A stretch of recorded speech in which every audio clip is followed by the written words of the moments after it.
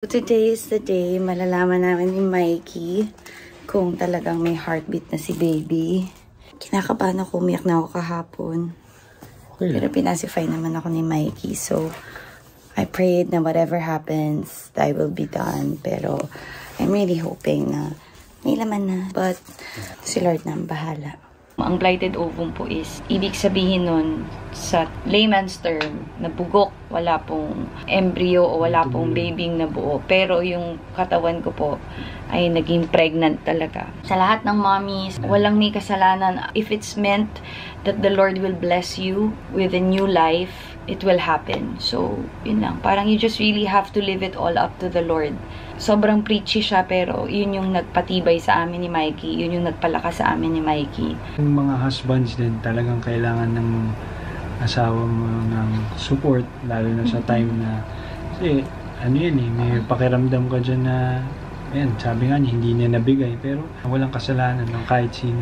Pinagkaloob lang yun ng Panginoon. Paano lang ulit? You have to be strong for each other. Kung nanghihina yung isa, kailangan, try mo maging malakas. Hindi pareho kayo na malungkot. And with the grace of God, with the help of God, ganun yung nangyayari. Pag si Mikey nanghihinaan, bigla akong lumalakas.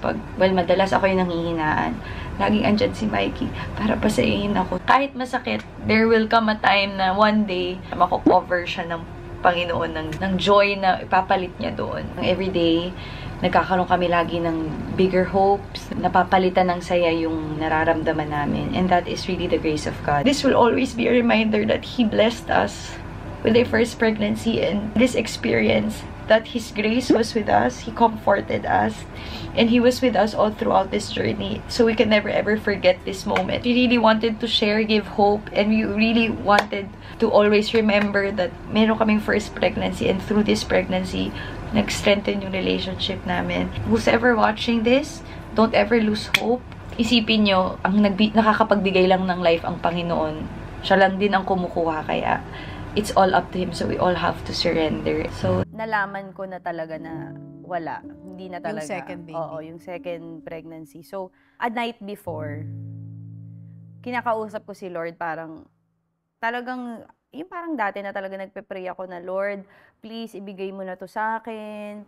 Alam ko na ginawa mo akong pregnant uli for a good reason. So, pray ako ng pray. Lahat ng mga anak na alam nyo na galing kayo sa IVF, mas mahalin nyo talaga. As in, grabe yung pagmamahal nyo sa nanay nyo. Kasi, nilaban. Syempre, ikaw, naturally, nag-pregnant kayo, gusto mo rin naman. Pero ito talagang makikita mo yung hardship ng nanay, ng babae para mabuo yung baby. Ang dami niyang pinagdaan ng hormonal imbalance, ang dami niyang bawal gawin para lang maging mabuo ka finally. Dun sa IVF. Dun sa IVF. Kaya, grabe yung respect ko sa mga nanay na pinagdaanan nyo. Ako, bigla akong naalala yung kwento ni Sarah and Abraham.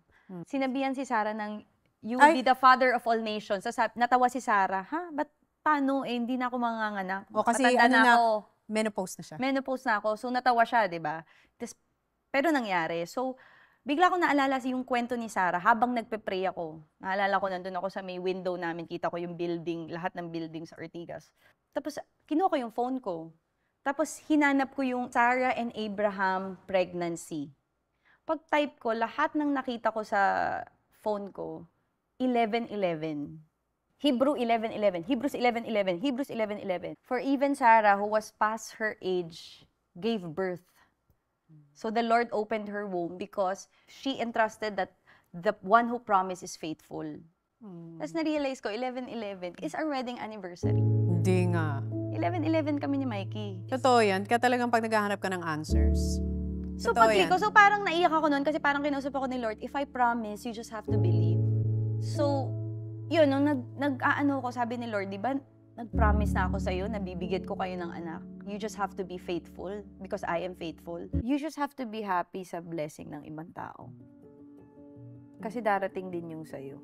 Siguro, sometimes, kaya mo nakikita kasi yun yung focus ng utak mo eh. So, you just have to let go. Alam mo talagang let go, surrender talaga. Always pray for, Lord, please comfort me. Di ba you like to comfort the brokenhearted? You will always be with the brokenhearted. Yun lang i-pray nyo. Tsaka pag kami mga bad news na, Lord, be with me. Be with me. yakapin mo ako the whole time, na hindi ako masaktan, hindi ako madurog, hindi ako maloka dun sa mga nangyaring sitwasyon. Totoo yan. Sasamahan ka talaga niya. Kasi yun yung naramdaman ko eh. Said that in our interview because I was technically, we were expecting a baby, actually. I wasn't pregnant, but many other ways, how can I complain? I'm just sad because, of course, I was excited, but I'm not complaining. I'm not the type to complain. Life doesn't always turn out the way we expect. There are moments that test us, moments that break us, and moments that change us forever. I've recently come to understand that grief and joy can coexist together, and it's okay to feel both deeply. One of the greatest lessons I've learned is that healing doesn't mean forgetting. It means finding a way to carry love forward even in the midst of loss. Life, we can both feel joy and sorrow, hope and pain. And even when the picture feels incomplete, I trust that there's a greater story being written. I watched a video somewhere where he shares how grief is like a stone. And when you carry it in your pocket, you'll always notice it. You'll feel it and it's always there. But as time goes on, you get stronger.